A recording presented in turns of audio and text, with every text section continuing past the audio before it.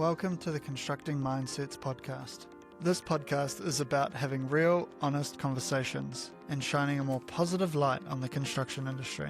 Hearing from people across the trades, on-site and in leadership roles. It also connects with the wider work I do, supporting site leaders and managers, improve communication, mindset and problem solving through online modules, in-person workshops and coaching. Thanks for joining us on this one. Let's get into the episode. Today's episode is a powerful one. In construction, we always talk about pressure, performance and responsibility, but not always about what's going on underneath, that being the mindset and decisions we make. Today my guest is a performance business coach, helping leaders perform under pressure rather than be overwhelmed by it. What I'm looking forward to unpacking in this is mindset, self-leadership and everyday decisions that shape outcomes, whether it's safety, performance or how we show up for our teams. James Fisher, great to have you on and really appreciate your time. How have you been going? Great to be here. Yeah, thank you so much. It's been great. It's been busy. Work and life is busy, as everyone is, but it's good to be here. I'm looking forward to it.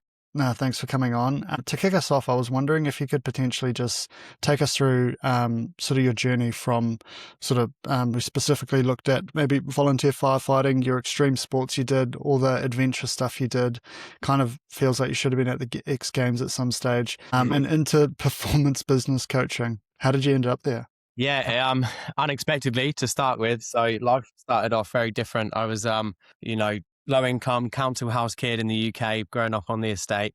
And, being a young ADHD kid, mum knew that energy had to go somewhere. Otherwise, it was going to go somewhere else, right? So there was a lot of opportunity to do sports, did lots of outdoor sports. So that's kind of how this all started. Was from a very young age, I was doing very hardcore extreme sports. So for example, before I was, 17, I was in kayaking some of the hardest rivers on the planet. We were in Nepal, Austria, Switzerland, all over, doing all these crazy things. And that went through right up through to my 20s and carried on, into my 30s. And at that level, the decision is basically get it right or you die. At a very young age, it gave me this very different mindset of, one, being able to stay really calm under pressure, and two, being able to make quick decisions.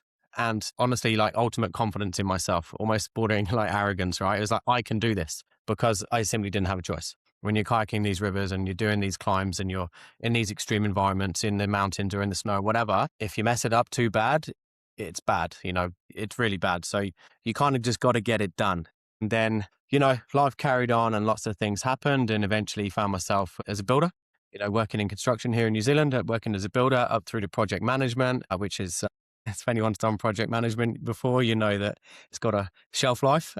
Gets pretty stressful for not much reward a lot of the time. And then I went through a bit of a mental health crisis after, a breakup with a long-term partner. Went through a bit of a moment where I was like, what's going on here? Like, why does this keep happening? And I needed to go on a bit of a journey. So one of the things was realizing that I was incredibly selfish. I'd spent a life being really selfish, traveling around the world, doing whatever I wanted, wherever I wanted, with whoever I wanted, whenever, like all these crazy things, super exciting life that most people couldn't dream of.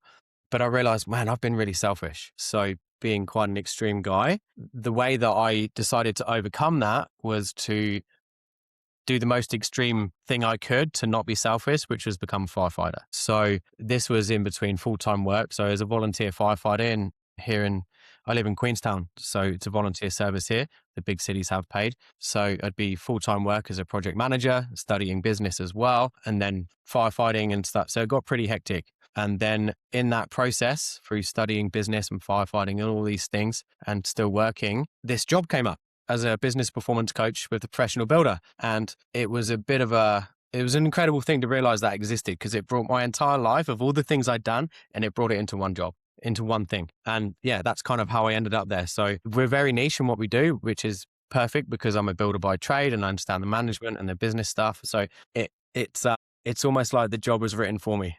No, it sounds like an incredible journey. And I think kind of a construction, I don't know, I talked about this previously, but construction is kind of, I feel like it's going on this little bit of a reset at the moment. Like it's kind of like there's a lot of people that have kind of been, I guess, thrown into construction for an early age, but now with the trades becoming a bit more, I guess with the I don't want to say respect, but there's a bit more impetus on some of the trades, and they get a lot more light shined on them now. Like, I think the whole industry as a whole is, and hopefully in 10 years time, is a lot more maybe professional rather than just going from a builder to a business owner. There's like a lot of training and a lot of different things happening at the moment in the industry. It's quite exciting. Yeah, absolutely. And it's competitive as well, right? And that's why you've got to separate yourself. You've got to distinguish yourself. And building a house is one thing. Like when we do our apprenticeships, we get taught how to build a house, right? That's one thing.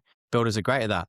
But building your business is a totally different set of skills. And knowing that set of skills, I mean, you can figure it out, sure, but how long is it going to take? And how many mistakes are you going to make along the way? And what's it going to cost you? So yeah, that's where, and so many businesses are popping up. So many people, generally what happens is you would go builder, get qualified, you do your time, and then you got to make a decision. Are you going to be builder forever with your boss? Are you going to go into management, or are you going to start your own business? So then a lot of people go business, and it's like, then what? I've got me, maybe you've got an apprentice. Where do I go from here? The skill set doesn't exist unless you learn it. Exactly. Yeah. And it's a great conversation to have. We could probably talk about that specific direction for such a long time, because it's kind of, you could go so many ways with it. But anyway, I'll try to get back to what we're actually meant to be talking about, which is, I got a section here around decisions making under stress and under pressure. You've talked about your experience potentially working under pressure in some of those extreme environments. How does mindset, I guess, influence that decision making in high pressure situations for yourself? And sort of what has maybe changed with sort of your decision making from early on to sort of what you're doing now? It's a bit of a learned skill set, right?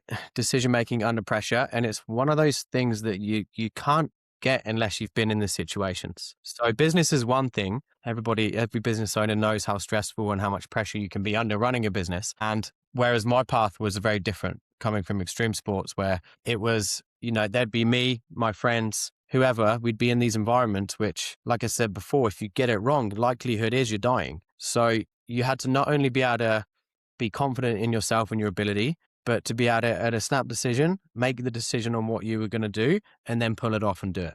And you had to do this calmly, because as soon as you freak out or emotions get involved, then you stop making decisions. It stops happening. And that translates right through to the extreme sports. So making those decisions, keeping yourself safe, keeping your friends safe. If you're guiding, of course, it's customers too. But then it goes into, the fire service, same thing. You've got to know exactly what you're doing, and you've got to be able to keep you cool and make a decision. There's always a time constraint, but you also can't rush it. So it comes down to a lot of experience, to be honest. And it's a skill set that is difficult to teach, but the beauty is that reflects right into business. Maybe not a do or die situation, right? But it's a lot of the time, these decisions, they have to happen and you have to just make it. And it comes with the confidence of knowing this is the right decision. Sometimes it's not. That's okay. You learn from it and you move on. Yeah. Like, what's your, kind of talked about decision making in those high pressure environments. Like, are you able to maybe walk us through sort of what your process is like in your head? Like, sort of, I know it might be a tough question to answer because maybe you don't want to give it away or whatever, but like, what's your sort of process on sort of, you've got, I don't know, I'm just thinking of example, you're trying to jump off a, I don't know, waterfall with your kayaks, like pretty serious thing. Like, what's some of those processes that you will go through in your head prior to, executing that? Well, first off is, you said not giving it away, but that's fine. That's literally my job. So that's fine. We can give it away. That's what we do. For me, the waterfall, for example, like that's happened a lot. I've had a lot of those times where I'm literally about to go off a waterfall in a kayak. And the first thing comes down to your preparation. You're not going to be in that situation if you didn't think you should be there. So you're not, there's a progression, right? You're not going to go straight to the top of a 10, 12, 20 meter waterfall if you haven't already learned the skills before that. Same in business. You're not just going to go straight in, here I am, one-man band, $3 million build. Like, it's not, there's a progression, right? So first of all, you need to know you should be in that situation and you're prepared for that. And then when you get in there, a big thing is trusting your team. You're not doing these things alone, especially with extreme sports and with business. Your team around you, everything. You know that they're keeping you safe and you're keeping them safe as well. So that's hugely important, and knowing that you have that support. And then once those things are in place, you're prepared, you've got your team there, you've set up, you've done your diligence, you've figured out what your line is, what your move is, where you're going to go. And then it comes down to being in the situation, and it's a decision, right? It's can I do this? Yes or no. If there's a no in these life-threatening situations, if that thought creeps in, you don't do it. And that was very well known in the extreme sports, the kayaking or the climbing or when there's big avalanche risk or whatever it is, we're trying new moves on a paraglider, something like that, right? It was, if anybody says, no, I'm out, the team would be like, all good, no worries, see you at the bottom. But if you made that decision to go and you buzz yourself up and you're like, you know what, I've got this. And you believe with 100% conviction, you're prepared, your team's around you, you figured out your line and you've decided you're going, then you have to just go. Otherwise, that doubt creeps in again really quickly. As soon as you hesitate, the doubt creeps in again. And I found a lot of the time, there would often be a lot of breathing, a lot of trying to relax and get into the zone.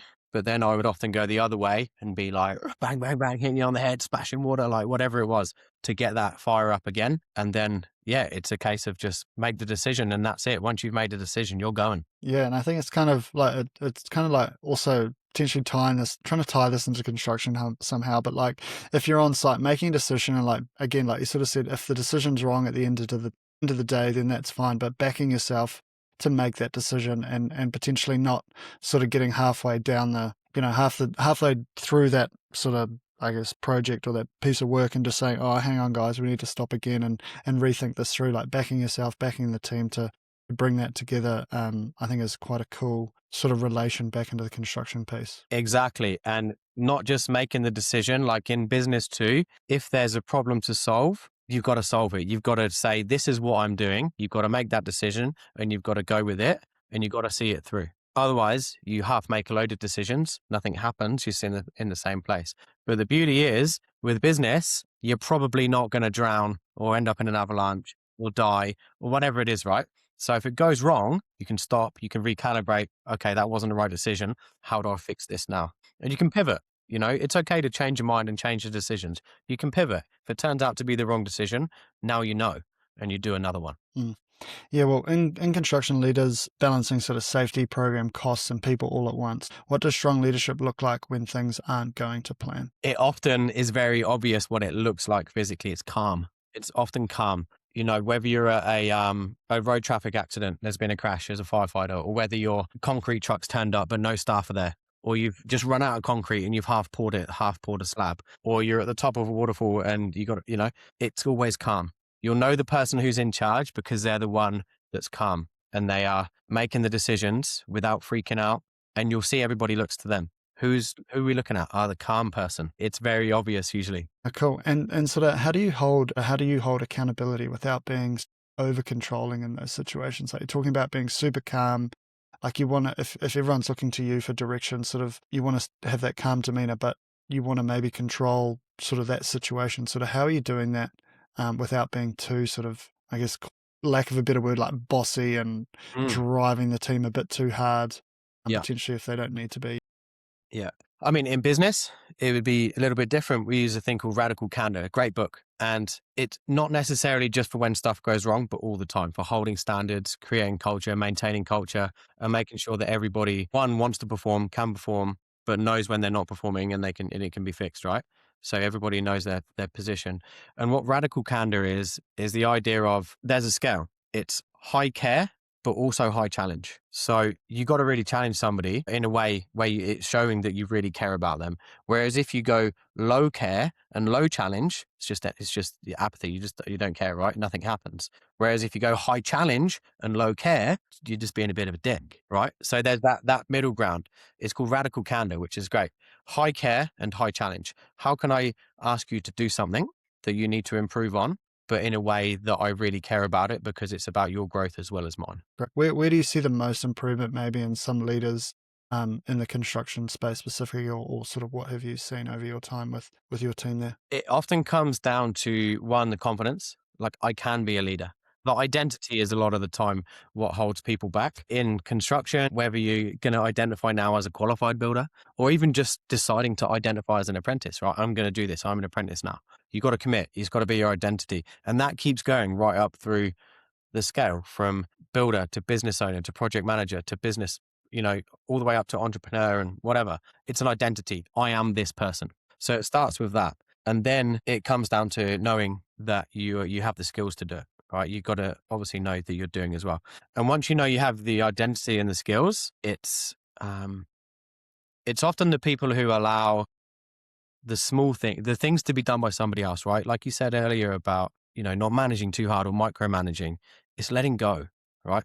Business owners, you cannot do it all by yourself. It's impossible, right? It's getting a bit easier with AI now, but you can't be using AI to do stuff and swinging the hammer, right? Still. So you've got to allow other people to do things, and you've got to give up some of that trust. And the easiest way to do that is know that you've set them up for success. So what systems do you have in place already to make sure that when I go tell Vincent to go, you're now running Toolbox Talks or this or that, okay, have I set you up to be able to do this properly?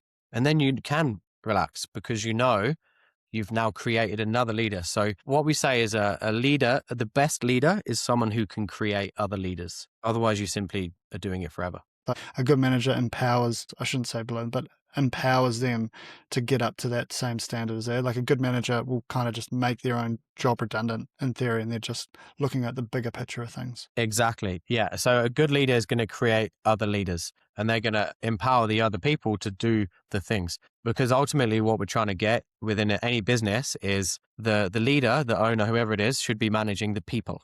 And then the people should be managing the systems. And then it's the systems that actually run the business. And then this just goes full loop. So yeah, you have to create the leaders. They're going to be able to lead the other people or the systems or whatever it is. Oh, great. And potentially just sort of touching on sort of a bit of your stuff you do in and around sort of how you sort of look after yourself. Like you're obviously extremely busy at the moment. You've got a lot going on with your job. You do a lot of social media and you get out and do some hunting, motorbike riding, and probably a lot of other things down there in Queenstown. Sort of how do those physical challenges or those adventures for you sort of give you back energy, I guess? That's exactly what it does for me. It gives me energy. I believe that energy begets energy, right? The more we use, the more we generate. So these things for me, they're imperative. They are absolutely necessary for me. Without fail, I'm at the gym every single morning. It's the first thing I do. Before I eat, I drink coffee, I go to the gym every single day. Well, maybe not Sunday. Sometimes I do yoga. And that allows me to be ready in the morning. I've already moved. I've already got the hard thing out of the way. And it means I'm like, right, I'm ready to sit at my desk for probably up to 10, 12 hours, whatever I'm up to, right? Because I've done the thing and I know that I'm going to be able to relax and do it. And then the outdoor sports and the extreme sports, one, I love it. It's incredible. There's no feeling of freedom, like, being attached to your kite and you're 10 meters in the air above the water. Like that's my thing at the moment, motorcycles and kite surfing. There's no better feeling like it. It's ultimate freedom. Everything else disappears, everything. And what a lot of people don't do, especially business owners, is allow that space within their minds, within their brains. They're just constantly on in work mode, which is fine if it's positive and it's growth. But if that's stress, it's coming back at you. Like it's horrible to feel like that. And a lot of people don't put themselves in that situation where it's even possible for everything else to disappear. Not in a positive way anyway. Some people go out and get blasted and be drunk, right? Everything will disappear, but you're going to pay for it for 4 days afterwards, if not more, right? Whereas being in a very extreme and scary environment for me, that's when everything goes quiet and there's not, that's it. I'm locked in and it feels like freedom and it allows me to just reset. Sort of how do you know I need to go back to the gym or I need to go back on a hike or something like that? Like what does that feel or look like for you? Yeah. It becomes very obvious when I haven't exercised enough or done enough things or fulfilled myself in some way, whether it's progressing in my career, this or that. Like I become quite agitated and I know pretty quickly I'm either dehydrated or I need to go for a run or something. I'm like, oh, okay, this guy's coming back again. It's because you didn't run or gym or whatever for the last few days. So you're getting antsy. So for me, that's kind of how it manifests. And it took a long time for me to realize that that's what it was. Honestly, it's either water or exercise for me every time. I think that's the key, is realizing what's happening within you and then looking inside instead of projecting it, looking inside and going, what's triggered this? Because we all have triggers and they're often a lot simpler than most people think. And for me, that's what happens if I don't exercise enough. And I wouldn't be very good at my job if I wasn't to exercise enough, to be honest. I'd be miserable all the time. Oh, funny. I think this could be like a whole nother 10-part series that we could do on journeys and how we got to where we are and mindset and all that. It's just a phenomenal sort of, I guess, change in the industry as well. That is now well, I think hopefully it should is in most businesses front of mind, like sort of that mindset, how your team's feeling, how your leader's feeling. Yeah, it's a pretty cool space to be in. Yeah, so advice for sort of construction leaders, like if a site leader or project manager is listening right now, sort of where should they focus their energy on first? Like if things maybe aren't going right sort of on the job site for them at the moment, sort of, are you able to shine a bit of light on that? Yeah, for sure. As a project manager, I used to manage up to 15 jobs at once, and being in Queenstown, all of them over $1 million. It was hectic. It was crazy because I was working for a group home builder, so it got very busy very quickly. So I feel this as a great example because I feel it personally. And what I now know and what I would do and advise is the hardest thing to do. You got to stop and you've got to look inside and be like, hold on, what am I doing wrong here? What can I do differently here? Because often it's something that is very within our control. And it's like, I didn't prepare enough. I didn't send those emails that I should have yesterday. I was feeling a bit slack. So instead of doing the materials, I went to the pub. Or I didn't go to the gym this morning because baby was crying all night, and I couldn't sleep. You should have gone anyway. Like, whatever it is, often there's something we can be doing that is going to change that. That's always the first place I look now, looking inside instead of outside. And then once you fix that, you'll go, it was that thing. I didn't drink enough water. I was just miserable. That's why I was being a dick. Or whatever it is in that work environment, I would say you got to look in first. What can I do differently? 9 times out of 10, that fixes a lot of it. And then you can look external. Okay, so now I've got to work with my team. Why did my team not perform? Did I give them the tools to perform? Did I set them up for success? Or did I just say, have at it? Whatever it is, there's always something we can improve on to ensure that we get the result. It usually starts here. Perfect. And then kind of just into that, like I completely agree with you. Like I think I'm just sharing a bit of my story when I was sort of looking. I guess I live in Tauranga now. I used to work in Auckland. We built a house down in Tauranga here, and for about 9 months, my wife was living down here. She was pregnant with our second kid, and our first kid was down here as well. So I was pretty sad to be stuck up in Auckland working, trying to find a job down in Tauranga. And I found you kind of just go down a hole of maybe having 1 beer, 2 beers a night, and then all of a sudden I got to a stage where I was like, super sad and lonely in Auckland. And then you're just like, okay, well, why don't I just stop drinking for a bit? And then that 1 day or 1 week turns into a month. Then it was like, okay, I'll stop drinking till Christmas. And it's been probably about 3 years, and I haven't had a drink. Congrats, well, no, man. sorry, I won't say I haven't had a drink. I've tried to have drinks with friends and stuff, but kind of got to a stage now where I'm like, okay, now this isn't for me. And I was just talking to my wife the other day, and it's just like I feel without alcohol in the system, it's really hard to explain, but it's like everything from, say, the back of my brain, looking out my eyes, it's not hazy or foggy anymore. My eyesight is a little bit shot these days, which is a wholly different story. But I feel it's just the process from the back of your head through. Yeah, it's very hard to describe, but through your head, through your eyes, that's it's like perfectly clear. Not drinking is a cheat code. Yeah, and I wasn't to say I was drinking a huge amount. Like, we're probably talking, not a huge amount, but just those extra couple of beers or whatever, pals or whatever it was per week, and then you just stop it. It takes a while, but yeah, it's that was a big game changer for me. Yeah, agreed. For me too, especially when I was on the tools. You drink a lot. You finish on a Friday, boys are going to work, everyone's great. You go, yeah, of course I'll come for a beer. 1 turns into 2, turns into 3, turns into something else. We've all been there. And it's fun at the time, but you don't realize the price you're paying. And the problem is it creeps up. I'll get a little bit vulnerable here. There was one point when I was on the tools that went for a bit of a rough patch, and I was spending most nights, this is, I don't know, 7 or 8 years ago or something, spending most nights drinking a bottle of wine, listening to music, smoking fags, thinking that I was like, this is awesome. Like, I'm so cool, like on my own. And then at one point I was like, wait, this isn't normal. But you don't realize because it creeps up and it creeps up. I was still doing all the activities, still doing all the exercise, still working, still doing these things, just zero sleep. But that's the problem with the alcohol, is it creeps up.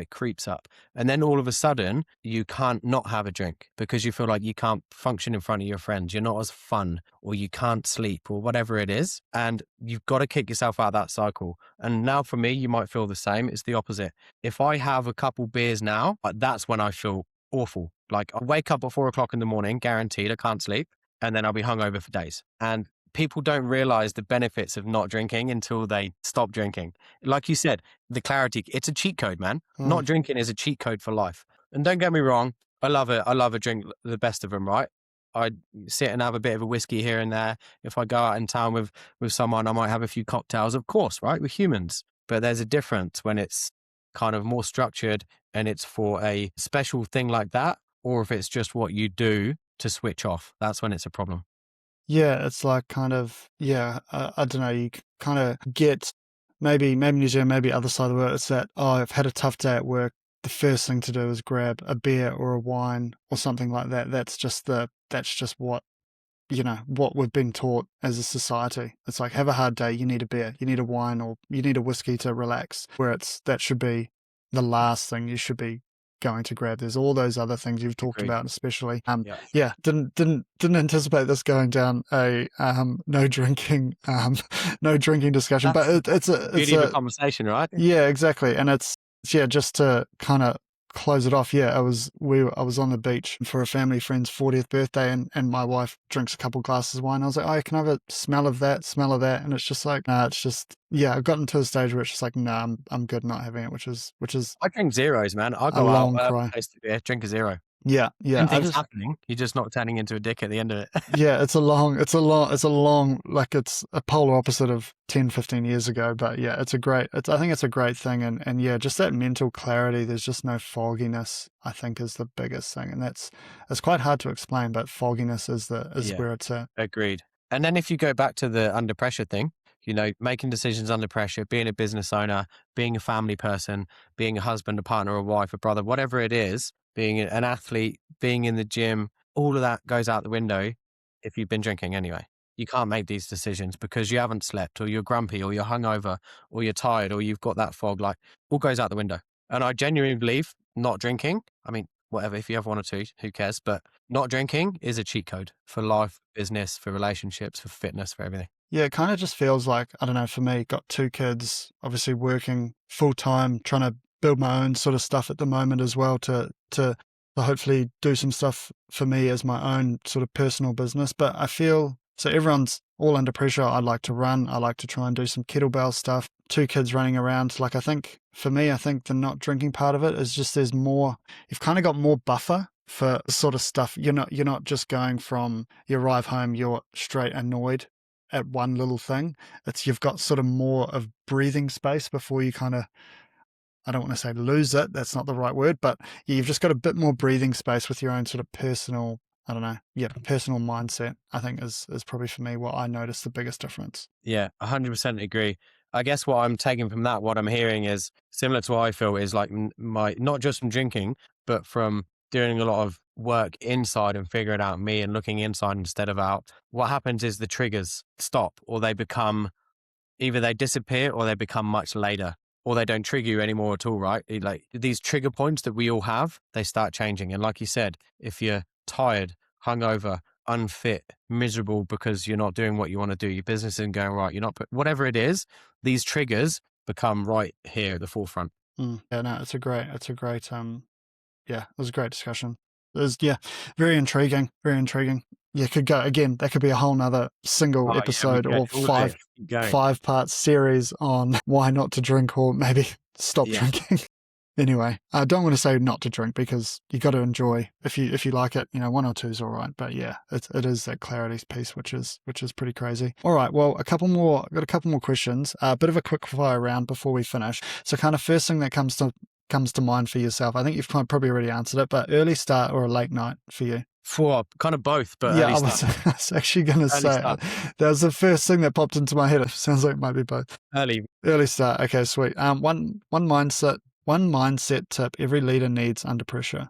Confident, and stop and trust yourself to make the decision. Think about it. Trust yourself. Take a breath. Yeah, perfect.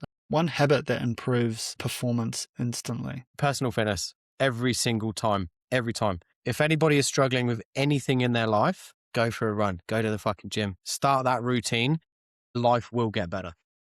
Yeah, and talked about it a lot on other episodes on this. But yeah, tired at home, big day, 2 kids have gone to bed. All I want to do is hop in bed and scroll through your phone. But if you get up, walk outside, walk around for 5 minutes. You might notice I've been doing this for 15, 20 minutes. That turns into a run.